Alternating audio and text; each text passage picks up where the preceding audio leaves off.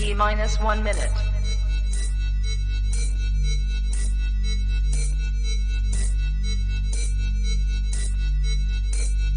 T minus 50 seconds.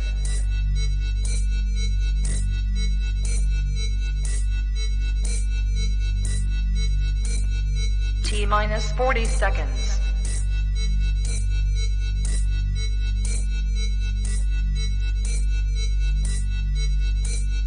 T minus 30 seconds.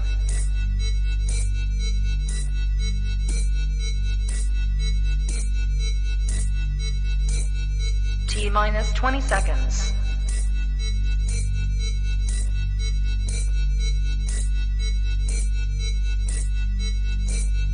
Ten, 9, 8, 7, 6, 5, 4, 3, 2, 1, 0. Classy Pete in the house! Good evening. This is Mr. Patriarch. Thank you for joining me on this impromptu live stream.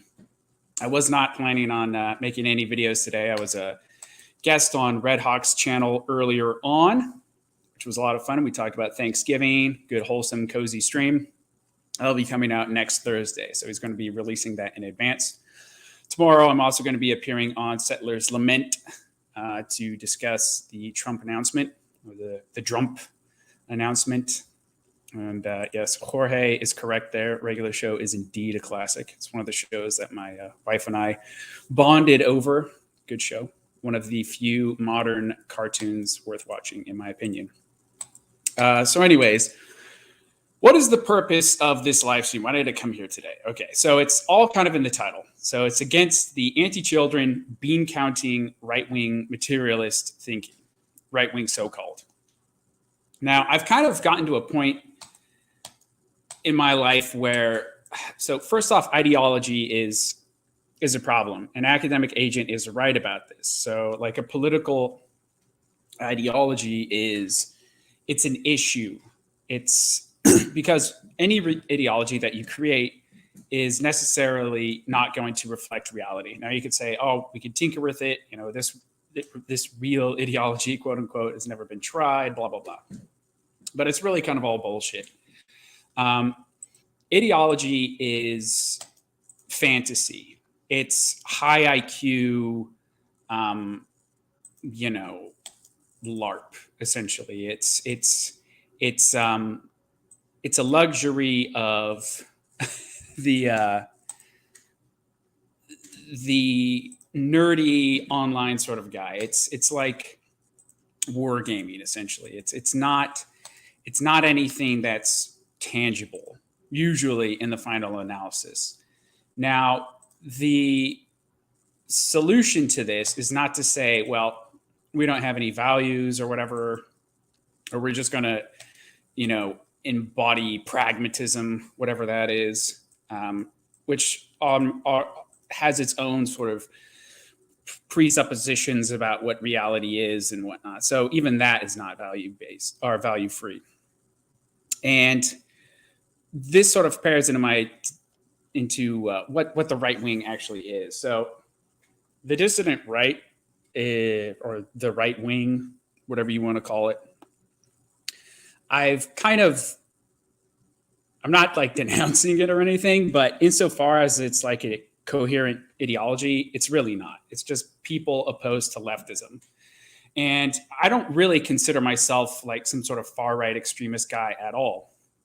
What I consider myself, flawed as I am and incapable as I am to sort of living up to its ideals, is an Orthodox Christian.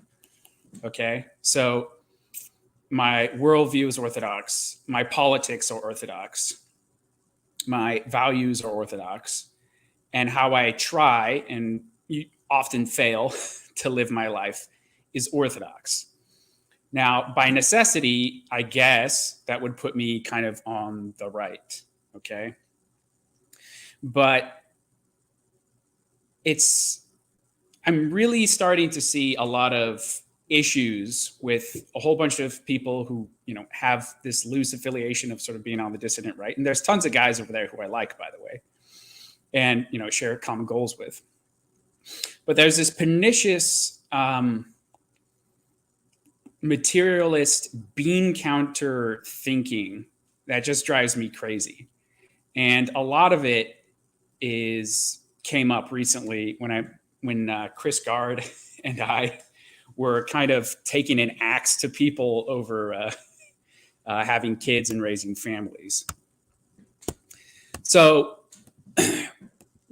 what's the issue here? So the issue fundamentally is that the values and presuppositions and modes of being for a lot of people supposedly on our side are kind of at odds with sort of how I or other people live our lives, right? And what we prescribe and what is the good life and what is being and how do you partake in it? And is there such a thing as, the transcendent, or is it all just like materialism and number crunching and bean counting and cost benefit analysis and, lame crap like that? So kind of what sparked this off was there was a tweet I put out. I'm going to Twitter. I don't think I've ever used Twitter on the stream before. Maybe because my internet is bad enough that I'm a little risk averse to trying to use it. I don't know. Probably something like that. But if I go down here, scrolling, hot internet quality. Okay, so so there's a few points here. The first is that I was okay. Here it is. I found it. So the first was me responding to a lot of people complaining about how it's impossible to raise a family in the West today because of costs, because of feminism, because women are so bad, etc. And I tweeted, my wife's mom was so poor as a kid, her brother grew up without shoes, and they lived 5 people in a shack for a time. Meanwhile, Westerners refuse to have kids because they won't be able to afford as many vacations and Funko Pops as they like. White genocide is self-inflicted. That was my tweet. And this got quite a lot more attention than I thought. And it's not like a viral tweet or anything, but more traffic than usual.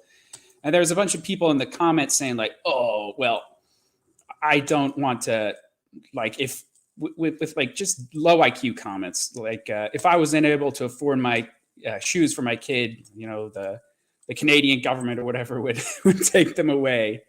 Or we don't want to live like savages. We want to live like Westerners. And your comment has sort of no bearing on reality. All this is entirely stupid. What I was getting at is the reality that in the West today, you can live a pretty good life, comfortable life by, historic standards, world standards, and indeed from Western standards on, not a ton of money and raise a family. That was my whole point. And then here come in like all these naysayers and people just like with a million excuses. And it's just ridiculous. And they're like, well, in the past, children were an economic benefit and, they'd be put to work. And now it's, children are economic cost. And because of that, like, nobody wants to have kids. And to me, that's just a very weird way to think about having children, right? So for me, even before, like I became Orthodox or anything, like it was just understood that I would someday have a family and get married and have children. Like the questioning of that didn't even really enter my mind. I saw my dad, who didn't graduate high school, by the way, and he's just a skilled tradesman. And and his wife, my mom, as a stay-at-home mother with 3 children, and he takes care of everything. He's not like some old boomer. You know, he's a Gen X guy. And I was like, yeah, this is perfectly achievable. This is entirely doable. This life is great. I like it. Even as a, as a kid, I could tell it was wholesome and awesome. And I was like, I'm going to make choices and decisions that's going to let this be a reality for me also. Okay. And the costs of sitting down with my calculator and being like, oh, well, a kid costs this much money. And, feminism has increased the opportunity cost of me trying to find a mate, and she might divorce rate me. And oh my God, this is all just low energy, low vitalist, anti-human thinking, frankly.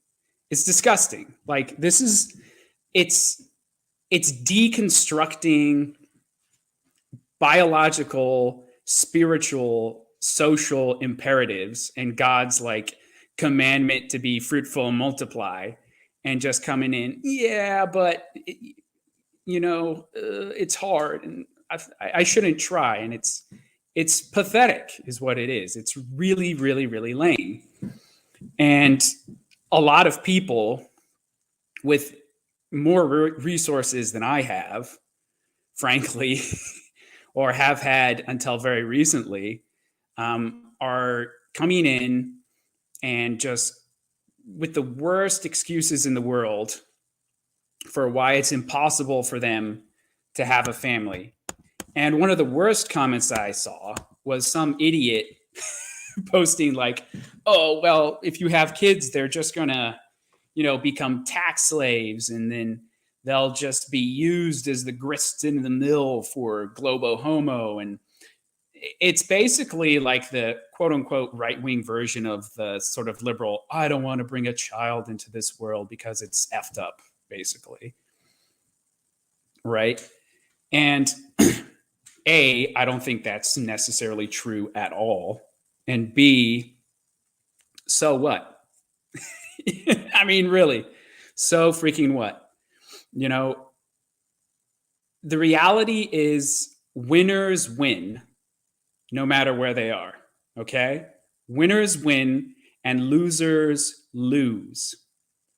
So if you're one of these people who's thinking, well, it's complicated. You see, if I pull up my spreadsheets and if I look at the statistics for, marital patterns in the West, and it's this fetching over all this abstract stuff, it's just weak, is what it is, right? So if you claim to be a man of tradition, right, and if the path of the monk isn't for you, then what are we called to do, right? We're called to be fruitful and multiply. We're called to start families, We're called to literally perpetuate our civilization through marriage and child rearing, not by complaining about women and, just being risk averse and typing angrily on the internet that it's too hard, and we live in the ashes and blah blah blah, it's impossible. First off, we don't live in the ashes. Okay, I don't live in the ashes. I live in a household with a beautiful family with means of taking care of myself, and even my town and state are pretty good. Now, the United States is in the ashes, culturally speaking. I'll agree with that.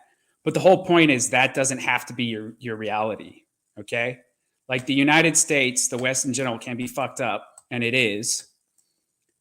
But why do you have to be fucked up? Why does your relationship have to be fucked up? And I should probably not be swearing this much, but I feel pretty passionately about this, and just acting like, oh, I see Chris Guard here. All Chris. Right. I'm here. Yeah. Sorry, I just finished work. Yeah, he's here. Can you hear me? Can you hear me? Yeah, I can hear you pretty good. There's a little bit of internet lag on my end, but I think it's just my phone. Yeah, I can hear you. Okay, cool. So I was Can you driving. hear me? Can you guys hear me? Is my volume okay? Hello, hello, hello. Yeah, I can hear you, but Chris? Can you hear me? Uh,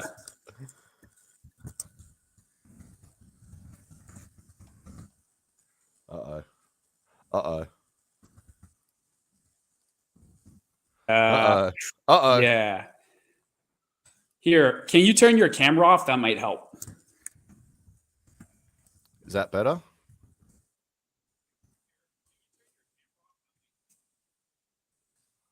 What? Oh, I know what's going on. Sorry. Okay, hold on.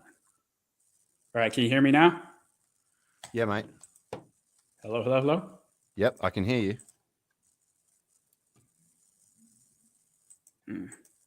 Oh, no. Yeah, hold on.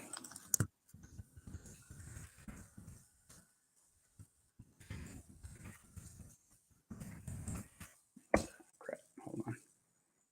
Okay, can you hear me, Chris? Hello? All right. Hold on. I think it's an internet issue. I think it's my fault. Hold on a sec. That great northern internet. So good.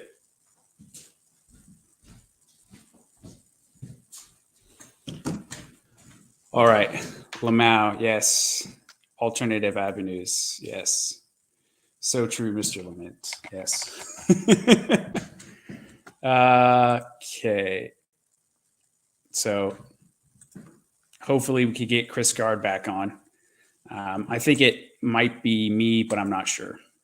But in any case, hopefully he could come back and we could get him hooked up. We'll just see what comes up over that. So anyways, yeah, I was going on a tangent there. And where was I? Let's see if the comments can jog my memory. Complaining about women. Okay, yeah. So complaining about women is what women do to men. Okay? Like a man controls women and steers women, right? So it's really kind of feminine to be like, oh, women are all messed up, therefore I can't get laid and have a family. All right. So, what are women attracted to? So, there's this good article that someone shared with me. It's from RussianFaith.com, which is kind of like an Orthodox, kind of like Christian Today. And it shows what a man is looking for in a woman. Okay. And then it shows what women are looking for in a man. And they're both quite different.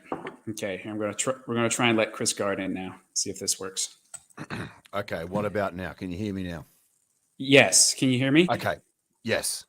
All right. Whew. I don't. Okay. I don't know. I don't know what the fuck was happening there. But as you sent me that link, I was just getting home from work, so I quickly rushed everything and put my clothes on and grabbed a beer, and here I am. And yes, I am very ready to talk about this because it's been pissing me off all day. So please carry on, and I'll chime in. Yeah, me too. And I don't know what it is, but the internet doesn't really get under my skin that much. I expect a lot of people to be idiots, but a lot of people, it was really annoying for me to see a lot of people, supposedly on kind of our side of things, just haranguing and hand wringing and having every excuse in the world why this is impossible. And even if you do like start a family, it's somehow like feeding into the system and just like real gay thinking like that. It was very annoying. Yep. Yeah. To which I would say, like, this is I just think it's on the my internet, mind. Just Chris. I think. Okay. Can you hear me? Yeah. Okay. So I was. Yeah. I was if you could turn the camera off, I think that'll be better. No worries. So I was just thinking, like, if you can't even command the simple process of entering into a relationship with a woman and having children with her and being a leader in your house, how the fuck do you expect to be some leader in a vanguard movement? Like, how do you expect to overthrow a government? How do you expect to be the leader of a revolutionary or be like at least one of the elites that apparently, like take part and be an effective member of some revolution? Like, if you can't even handle that basic function, because it's too hard. The odds are stacked against you. Women are corrupted. Blah. It's like you're fucking kidding yourself. Like you have like even the most revolutionary people that like have that sort of Leninist streak, even they will still have children. Like it's just, I just hate this anti-natalist attitude, and it's all coming from this Bronze Age pervert PUA style of thinking, which is essentially just like, because the institution of marriage is shit, therefore we should just give up on it. I mean, I know like Red Hawk always sort of caveats everything he says by saying, look, I encourage men at the end of the day that they should eventually have kids and, be in a marriage and whatever. But it's like, if you're facing a huge movement of dissident young men who, for the most part, hey, Prudentials, how you going? For the most part, are already really strong. I was talking to 99 Iron Duke today about this earlier. If they're already like super, just like in a state of despair, they're already struggling to find a girlfriend, and they haven't really had any sort of male leadership or any like male bonding that's helped them sort of improve their self-confidence and their ability to actually be a man. If you're then tacking on to the end of your advice, you should eventually have kids. If you're tacking on to the end of that by saying, you got to also realize that marriage is fucked and women are all thoughts now, and it's slim pickings. So I mean, it's subtly hinting that there's this other avenue where you can basically just like, they don't say it explicitly, but it's sort of implied, whether they like it or not, that it says like, be a celibate sort of revolutionary political actor. It's like, no, these people should be fucking aiming to have kids, for fuck's sake. That is the problem. That is the reason we're in the predicament we're in now, is because we've been suffocated by this feminist anti-natalist like this attitude that basically says that having kids, because it's a risk, we should avoid it. We should just be, pursuing like endless dopamine hits and coomery. It just fucking pisses me off. Sorry for swearing. You have to love that Australian energy about all things at all times. I love it. Look, I'm a grug. I'm a grug tradie, all right. So like I hear the my life is. Hello. Oh, I think he muted himself. No. Yeah, I have. Yeah, he's got that very Australian energy.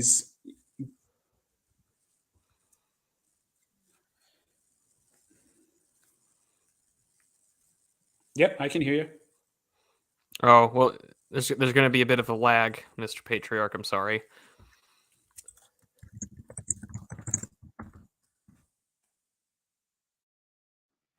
Okay. So now I have to basically account for the fact that there's probably a 3-second lag every time I try to talk, which is fine. Hello? I was just saying that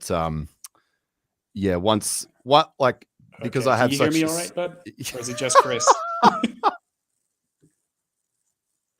We hear you just fine. Account for the lag when you're having a panel.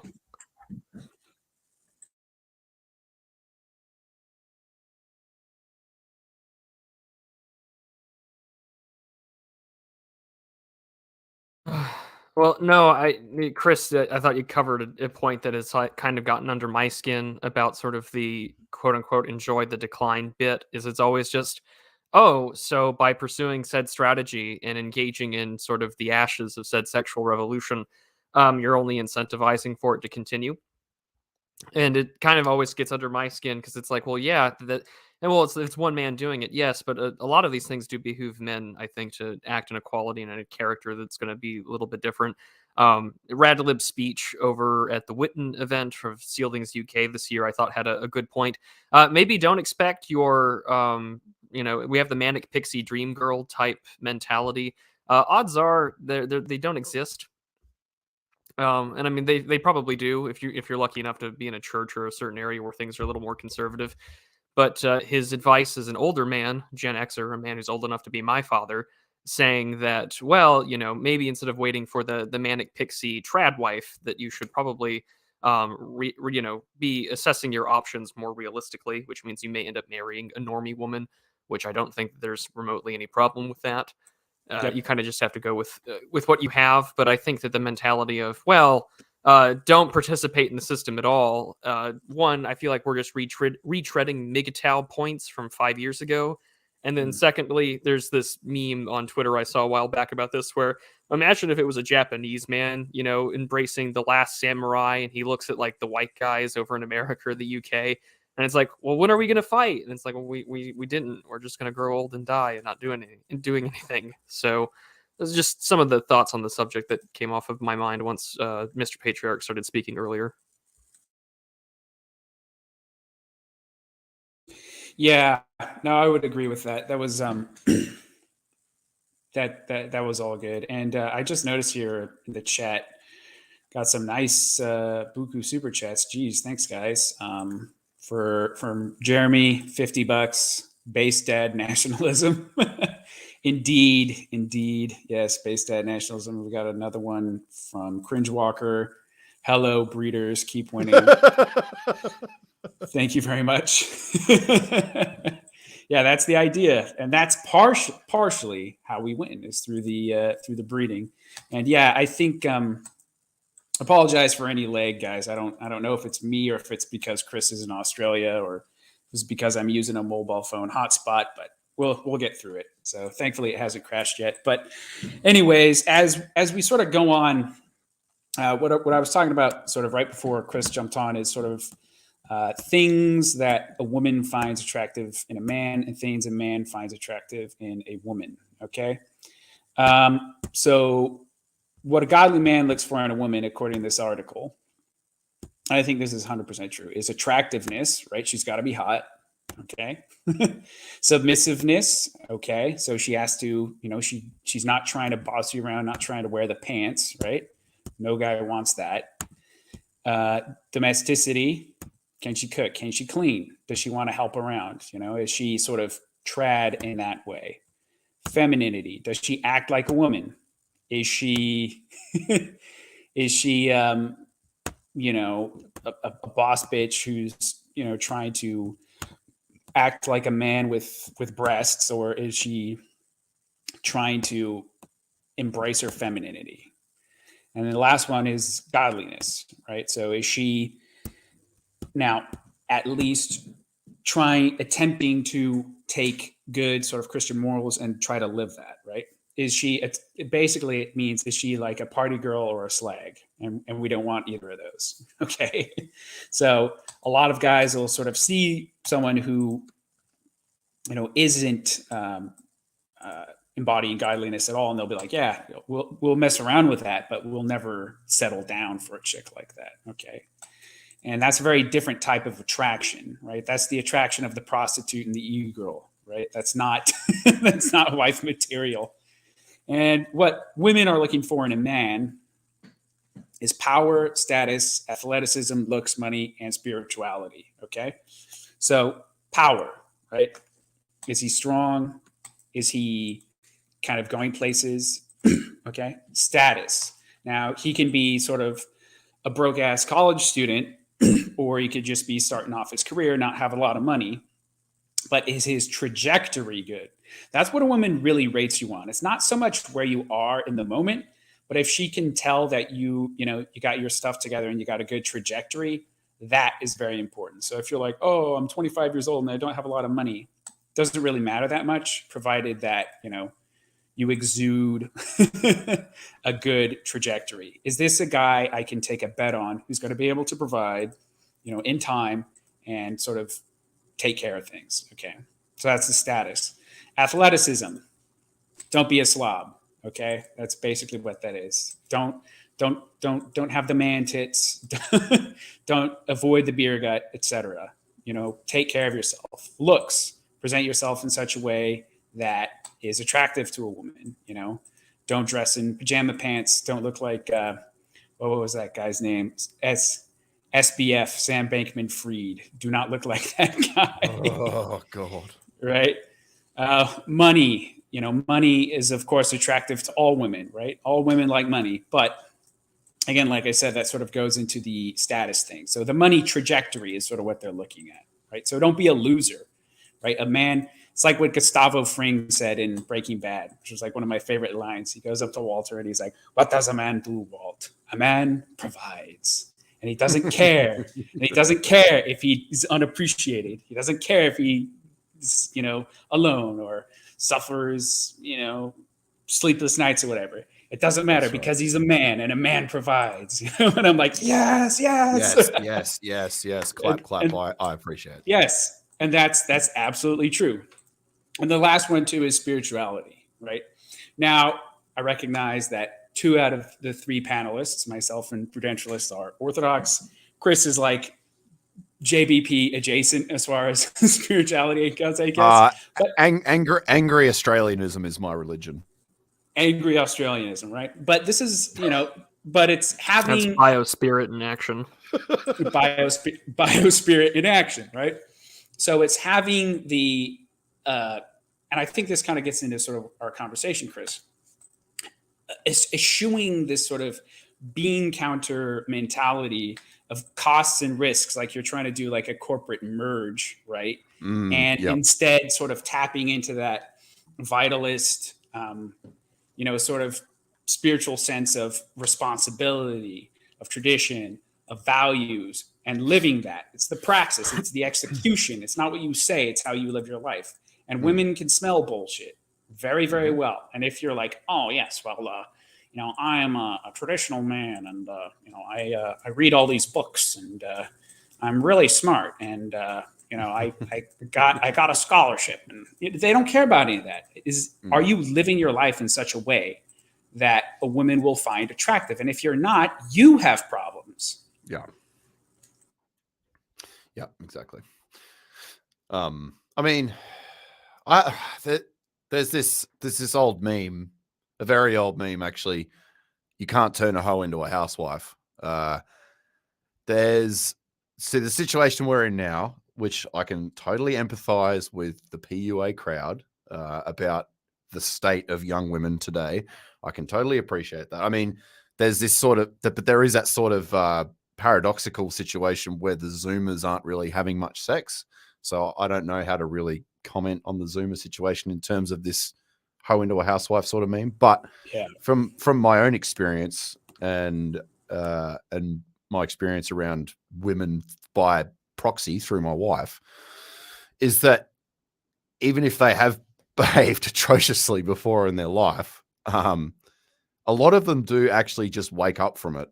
They really do. And especially if they're in a relationship with a man that is a leader and leads them, not a leader as in like, natural born leader kind of thing. I mean, like, women naturally follow men, but only if men behave as the leader in the relationship. Like, the woman will literally just change her personality to suit you if she respects you. But if you're not a respectable sort of strong force in her life, she's just going to continue carrying on being just an unfaithful hoe. Like, it's as simple as that. The only reason the women are behaving like this is because they've been indoctrinated by the current culture that, behaving in a plate spinning manner, to borrow the term, as men do, is part of equality. Like, you should bang whoever you want.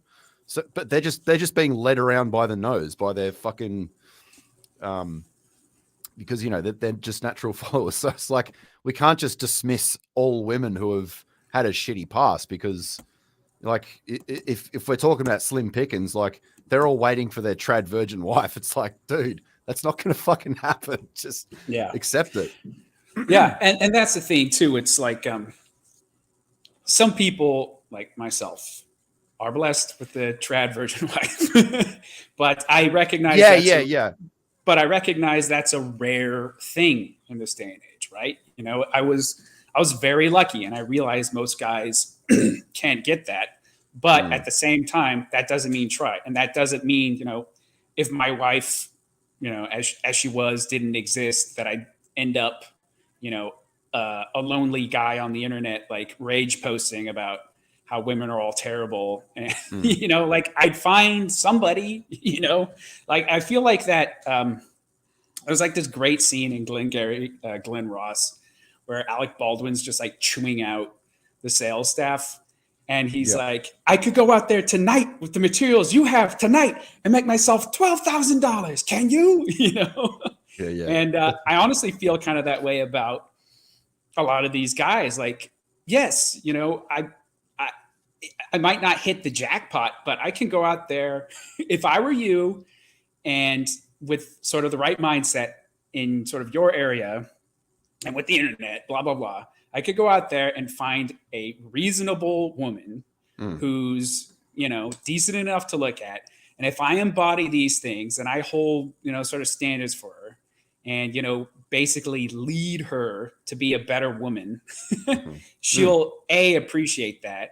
She'll lose anxiety and she'll be like, oh, thank God, like someone to like take charge and make uncomfortable decisions. Like, it's because trying to expect women to act what the problem is a lot of these guys are expecting or mad at the fact that women don't act like men, and they never have. Okay.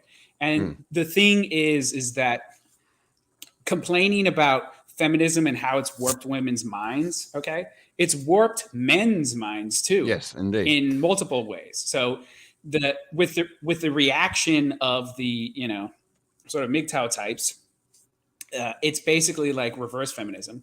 But then the common man, he just sort of goes along and gets along. He's like, oh yeah, equality. Yeah, go out there and get that job. Yeah.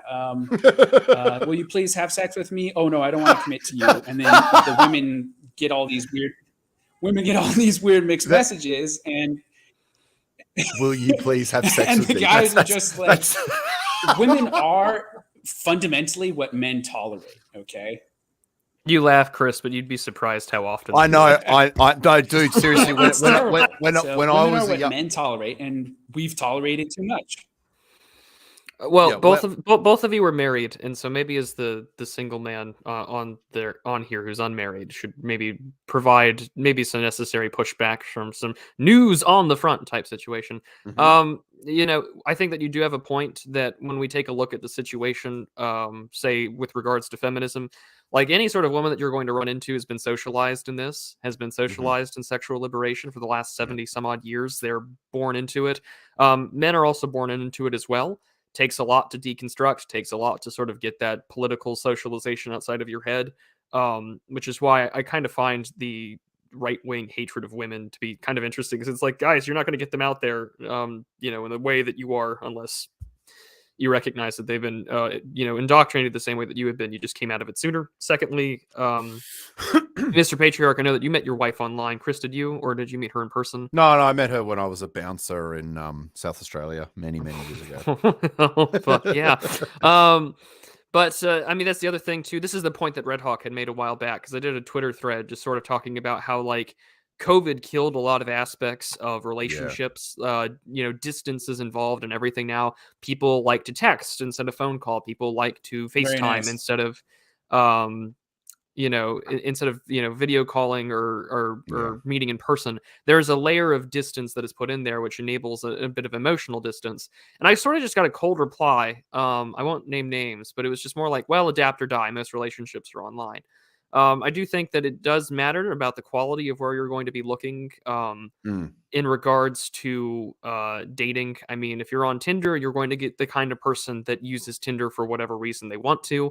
That may mean that you have to pony up and maybe pay a subscription if you're looking for something more serious.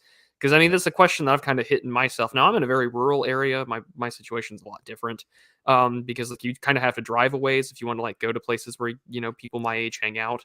But at the same time, the question is going to be, well, what do you want to look for and how are you going to do it? Because you think about where people hang out. I mean, bars are bars, that has its own issue. But I think a lot of pushback that you would see is that, well, the dating game has kind of been totally rewritten post-COVID. The sort of physical nature of just being a well-mannered, good person sometimes has its drawbacks depending on where you live. I'd imagine that if it's a city, it's different. Where I live, it's a little easier to set yourself up as an example.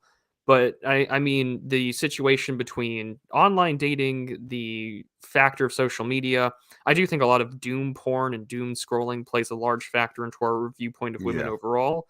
But I'd imagine that you're going to get some pushback and saying like, well, you guys got it lucky. I mean, for a lot of guys out there, it's way more of a Sisyphean task than you might realize. And I want to make it very clear that it's like, you being in this position and this state of mind where you are the leader of whatever potential suitor that you're going to enter a relationship. We've lost him. We can maintain the show. We'll be fine. Is that you like, and I learnt this very late in life. Okay. It took me a long time to really find my feet and figure out how to actually, be driven in work and figure out like how to actually become a master at what I do. Like, but you can only enter this state of mind where you can be an actual genuine, not forceful, like a force of authority, like self-confidence, that sort of spirit of just like whenever you walk around, you're just like, I don't care what anyone thinks of me because I know that I'm a master at whatever I do. Like you've internalized that just by like actually being adept at something. And as a man, obviously you draw meaning from that and you draw spirit from that because that's what we do. Like we master something and we become, completely expert. And that sort of is a source of meaning in a way. And with that comes the confidence of knowing, okay, I have this, I'm in this position where I make good money and I know that I'm a good resource pool for a potential mate and for children. So that in and of itself is like this, it's like this armor that you wear that just like, so it's hard to explain. It's like, it's this emanating confidence that will just naturally make you able to find a woman who will just attach herself to you and just grow on you and want to be a part of your life. Like, but if you're just like a sniveling 18-year-old, university student who's never had a job and never done anything in his life and doesn't think anything himself, and it's like, well, yeah, obviously, like, why would a woman you're not find that exactly? But that's why there's the old truth of, men usually are not worth anything until they've actually lived and mastered something and got experience in their life and become a man. Like that's when you become a prize. A woman is a prize at the start when she's just hit, like when she's just hit fertility and she's young and beautiful, and that's when she's the most valuable as a mate. Whereas a man has to fucking become a man. He's not valuable when he's a 17, 18-year-old spurg. He hasn't done anything.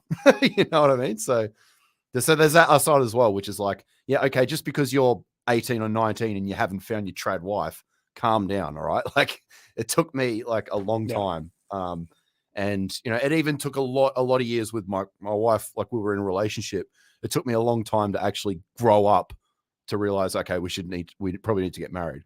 And I'm confident that if we'd met when we were in our late 20s, that we would have got married about the same time as what we did get married. It's just that it took a lot of me growing up and her growing up as well before we, so anyway. Yes. And this sort of goes back. Makes sense.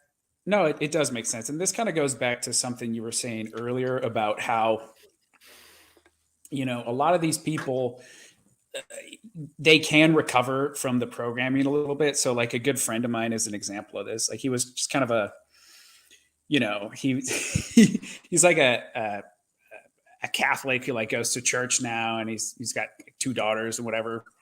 But he always complains about his degenerate phase, which lasted like a decade. And he met his wife like working on a cruise ship, and they're both kind of like, as he says, living in sin and just like shacking up and whatever. And it didn't really get serious, but then, he had a turn of mind at some point. And then he's like, no, like I need to like be living more intentionally. Like, is this just like some sort of, relationship that makes me feel good, or is there something more to it? Right.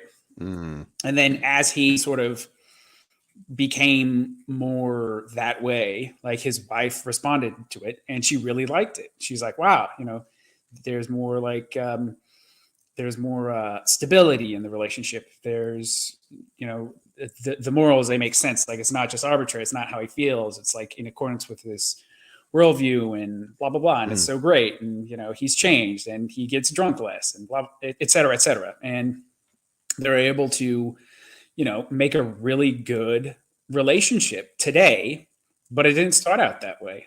You know, it was kind of rough, and they were both kind of, you know, lost in modernity. But just because that's where you start doesn't mean that's where you have to end. And it's the same case for a lot of these women. And he's not the only one I know who's like that. You know, my a friend of mine I met in South Africa, another one, he had like a similar path. And I know multiple people whose path was thus, right? You know, they were raised in modernity. They made the mistakes, then they rejected it at some point. And then some of them, quite a bit later in life, in some cases, managed to turn the ship around, have families. And this is true of the women as well, the women that they were with. You know, when they first started seeing them, you know, they weren't like these, you know, virtuous flowers or whatever. You know, they were attracted to them for like the natural, you know, things of like power, status, money, and whatever.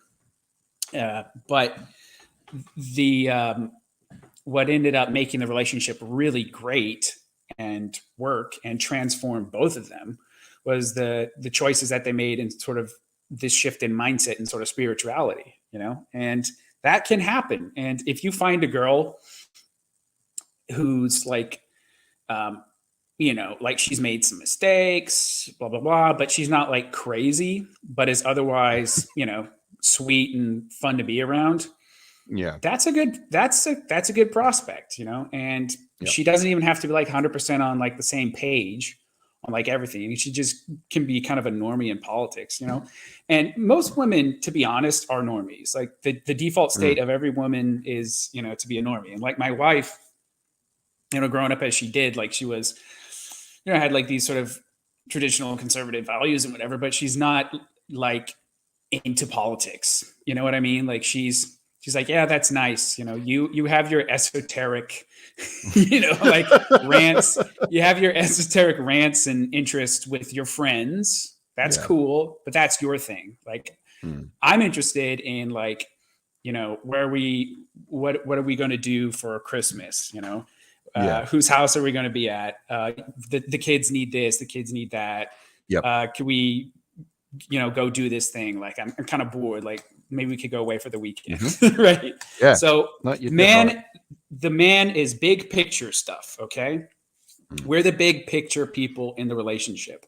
We're the people who sort of like chart the course, find the North Star, and drive the ship. And the women are like the first mate. They're the ones like cracking the whip on deck, you know, making sure that everybody's sort of following the rules and we're ship shape. You know, we're the captain and we delegate just naturally. Like this is sort of how, if people, you know, try not to go crazy and shoehorn that ideology into reality, this is sort of how it works in real life. You know, the woman does sort of have a lot of responsibility, and she's concerned and she's happy with making sort of these smaller local day-to-day decisions and, you know, bringing big problems to your attention. But you, as the captain of the ship, captain of your marriage, you're the guy who's like, all right, you know, here's maybe we should consider moving. Maybe, you know, we should consider going to a different church. Maybe we should consider getting into a different job or profession and stuff like this. No, we're not going to spend all this money on this, or we're going to take a risk in this way, in this gamble.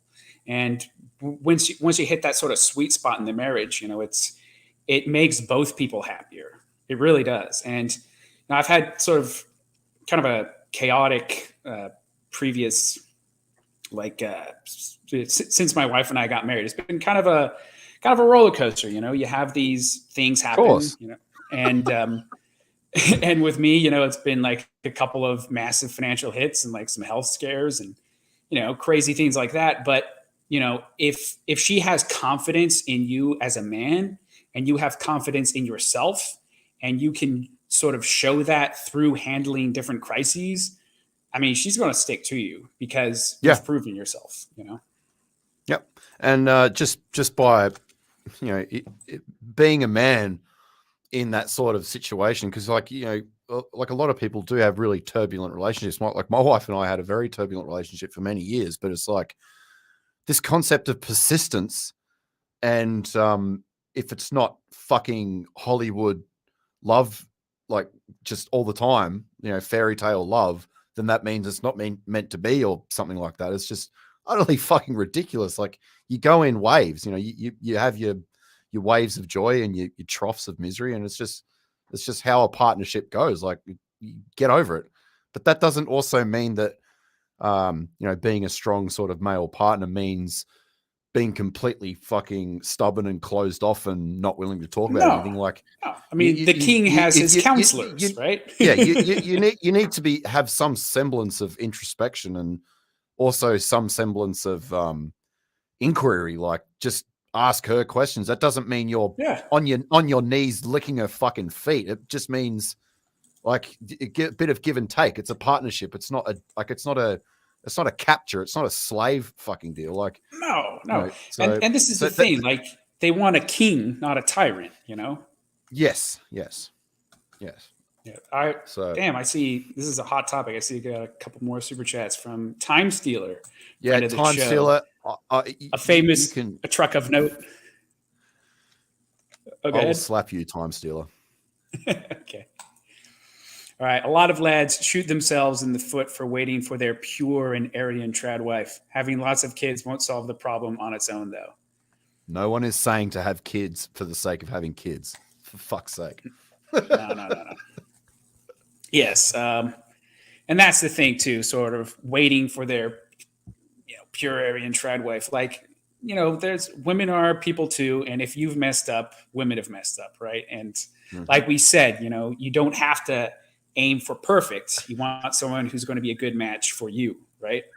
And one of the things that it's a funny thing that I don't know if you guys are familiar with Owen Benjamin, but he was talking about how when he met his wife, she was like just sort of walking her dog on the streets of LA, and she had like blue hair, and she was like in college working on her master's, So yep. And he turns someone like that into, someone who's like homesteading and has like 4 kids and like, prays with the family, Yeah. So, yeah, I mean, don't give up. Don't be a loser. Like take mastery. Having a lot of kids won't solve the problem on its own, though. So what do you mean by the problem? If you mean the problem of the culture, then yeah, I would agree. But what you can do, and the whole purpose of having kids, is so that your culture, your values, the faith, whatever it is, lives on another generation, right? So if you're like the Shakers, you're like this weird American Protestant sect who didn't have kids, well, guess what happens? Like once Shakers quit getting like converts from other denominations, they just die out. Right. Yep. And the West is basically becoming a society full of like degenerated Shakers. Okay. Yeah. That's literally what's happening. That's what we're trying to avoid. Yeah. It won't preserve it won't fix the problems, but what it can assure is that your line doesn't have to end with you, like and it's so weird. Like so many of my friends from like my age group, they are in serious relationships. They are making decent money, a lot of them. They are married. And I am literally the only one who has kids, except for this other guy who had one on accident, I think. So, and you got to look at that situation and be like, well, you guys sort of like have it made. You got these women who have like committed themselves. Yeah, what more do you fucking want? You are literally deciding not to procreate. Why? Yeah. Like it's weird. And it's like that Spangler line where once a society or once a civilization starts questioning whether or not to have kids, it's game over. Game over. Yeah, man. exactly. Game over. Exactly. And I think that's really true. But the thing is like even though the society is kind of in that terminal stage, and I really do think it is, and I think the West is, to be honest, is under divine judgment at this point. Yep. And but there's always a next stage. There's always going to be a spring, right? And it might be rough and whatever, but there's going to be people in that society, right? Yep. When the frosts of winter go away, and who's going to be there, right? It's going to be my kids. Yeah. It's going to be my grandkids. It's going to be my great grandkids. And if you're just like shooting your load into a sock when you have an opportunity to make a family and you don't, it's not going to be you, right? It's going to be Mr. Patriarch and Chris Guard's progeny who are going to be making hard decisions. You know, the future belongs to those who show up for it. And if most of the West isn't interested in having their progeny show up for it, well, it's not going to be there to make the decisions. Yeah, and if you, hey, sorry, my wife's just snuck up behind me. Right. If the Lady of Shalott Another super just chat said a little or super comment fat, there. as I'd like to say. Oh, go ahead. If Lady of Shalott No says problem. that if you don't have kids, who will ever remember you were here at all? Unless you're unless you're famous or infamous, you will leave nothing of yourself behind. Perhaps that is a good thing for some folks. There's this concept of legacy which seems to have slipped away from the dissident right as well. Everything that I'm doing, music-wise and whatever else, I literally don't give a shit if I become famous or not. I mean, I'd actually prefer it if I wasn't. I'm thinking always in terms of legacy. I'm leaving a legacy of, creative musical sort of projects, writing, talent. I don't know how you describe it. I'm leaving a legacy behind for my kids to pick up on and build on. And I'm sort of a transitory phase, because if we're doing anything without legacy in mind, then it fucking just dies with us. I don't know how else to say it.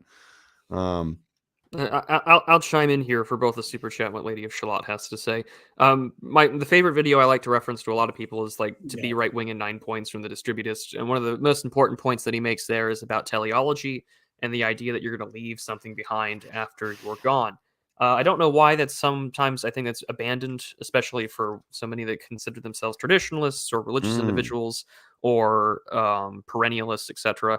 However, I would also note that when it comes to like relationships, I know a lot of people delay things. They kick it back, they kick it back, they kick it back. I mean, I had a lot of people when I finished college, they'd ask me if I was going to get my master's degree. And I was like, I just finished a double major. Like, I have 2 bachelors. I really don't want to continue ever doing this shit again. But they were like, well, no, I'm going to go get my master's degree in something like communication studies or whatever. And I was like, why? And they're like, well, I don't want to face the real world yet. There is a delayed desire to mature. There's this progressive infantilization to where people who are my age, their late 20s, for some reason still treat themselves as children when they're not.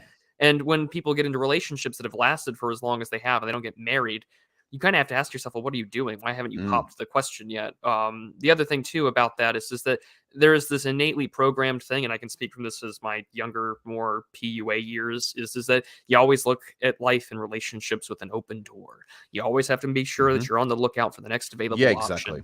And if you have that mindset, even now, like, you're going to have a built-in fear of commitment and a built-in fear of actually going for the long haul. And that doesn't apply to just relationships. That applies to all things that are serious commitments, religious and otherwise. And so, Time Stealer is right that, just being, popping out as many children out of your wife as you can is not going to be the solution to end all be all problems.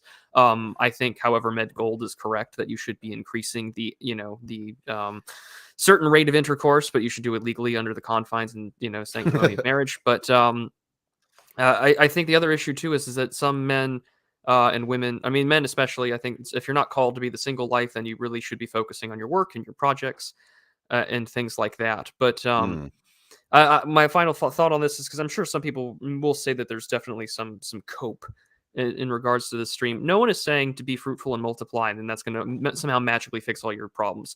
Everyone who is a parent knows damn well how bad the public schools are, knows how bad things are culturally, either in churches or community groups or with their weird neighbors that are super progressive and let their kids dye their hair and they want to do a play date. Like, all that stuff is real.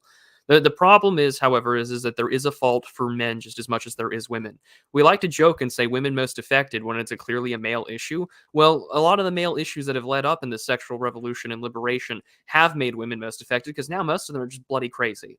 Whether it's the fact that you're going to see increased SSRI usage over the next 15 years, or the fact that now, for the first time ever, more women than men are having less sex than ever before.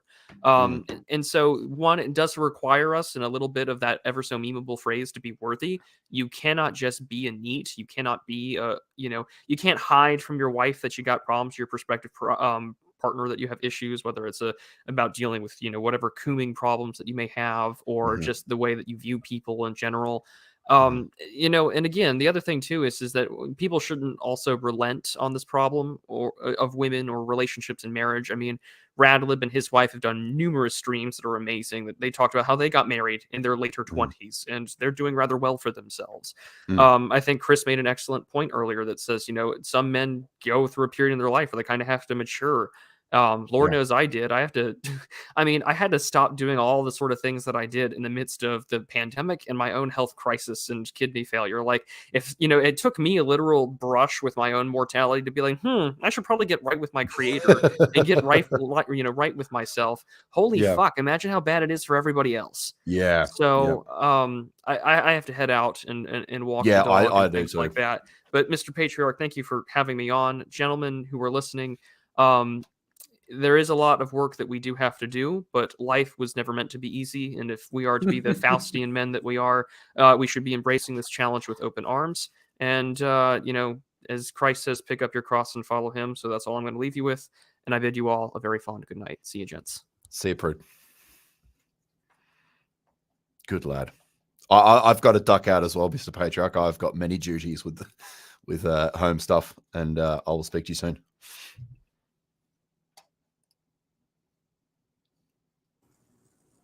Yes. Thanks for coming, Prude. It was fun. All right. So, yes.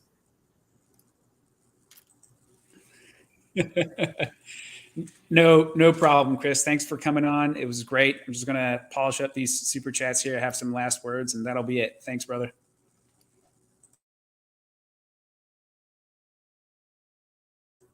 Okay. Can he hear me? Can you guys hear me? Okay. All right. Whew. Hopefully this goes good. Yeah, it's been rough tonight. I don't know what the deal is. But anyways, Jeremy, $20. The entire culture programs women to be repulsed by appearing to be subservient to men. But nevertheless, men have to be firm and start running their families again. There's no other option. Yes, that is 100% true. The culture is indeed that way. But that doesn't mean you have to be that way. And if you can get a woman who's, again, public facing, kind of a normie, kind of doesn't want to appear to be sort of subservient and whatever, and if you show her that leadership and you're of those qualities that she innately finds attractive in a male, at a certain point, she'll just be like, it doesn't matter. So like a good example of this is I have a friend whose wife is stay-at-home mom in South Africa, and they have kids and she homeschools them. And it took her quite a while to get over sort of the shame she felt from other women that she was, stay-at-home mom. Like, what's wrong with you? Like, why don't you have a job? Like, that's a real thing. But because she met, my friend who's a Chad, who's, taken leadership and, who was able to sort of provide for the family and sort of set the tone for how the marriage is going to be. She did the right thing by her kids and, quit her job and became a stay-at-home mom. And she got over it at a certain point, but it took a while. And I remember we were having dinner over at their house, and my wife asked her, what do you do for a job? Very common because most couples are both working in South Africa.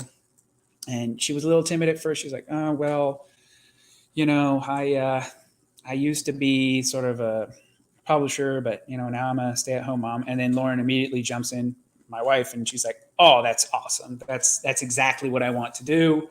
We're trying to set up our life now.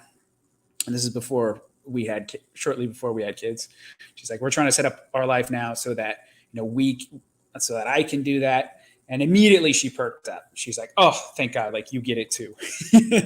My friend's wife. So, women are very conscientious of like sort of social pressures and whatnot. So are men, but women definitely more so. But if you're able to, even in spite of that pressure, like I said, if you're king enough, they'll bend the knee. So, and if they do find some people, even if it's just like a close friend, like one friend who's willing to like reinforce sort of these good, healthy decisions, they're much more happy ignoring the wider culture. It's the same thing with my wife. Like my wife, she has some friends in South Africa, and two of them are stay-at-home moms, and because of that, she has like this sort of outside network of close friends who also kind of get it, and it's not such a big deal. You don't feel like you're out there alone because there's other women who you respect who are part of your social clique who sort of reinforce these healthy habits. So, yeah. Charlemagne, hello, chaps. Hello, Charlemagne. Hello, Governor. Nice to see you. I see there was another super chat. Gee whiz. Thanks, guys. Really appreciate the support tonight. Jeez. Marshall Forward. Sup, bros? Sup, Marshall? Good to see you. Lady of Shalott. I think they learned to cut that part of themselves off in some cases due to hard upbringings. My great-grandma was one of 14 children. It was very harsh. I have no idea how they dealt with it. Yeah. So that's another thing too is, and she was specifically talking about kind of the hardness of like certain generations. It was a similar sort of thing with my great-grandma. So one of my great-grandmas grew up during the Depression. And she was always never particularly warm with my grandma and her siblings, and definitely less, I would say, affectionate. Not like mean, but just kind of a hard person. And come to find out years later that when she was a child during the Depression, her parents were literally discussing whether or not to give her away because she was a burden financially on the family, and it was the Depression. And so if you imagine that as a child, and you're in sort of this really harsh environment, and your parents are like debating about whether giving you away or not.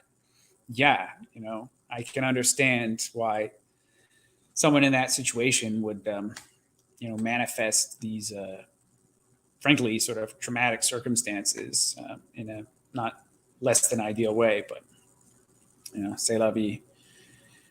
All right, I guess that's about it. Thank you, guys. So I guess sort of to cap this off, yes, children are the future. Please have some. Women are women at the end of the day. Find a way, unless you're called to sort of being a monk, to get one. It's possible. There's a lot of good women, particularly sort of foreign lands.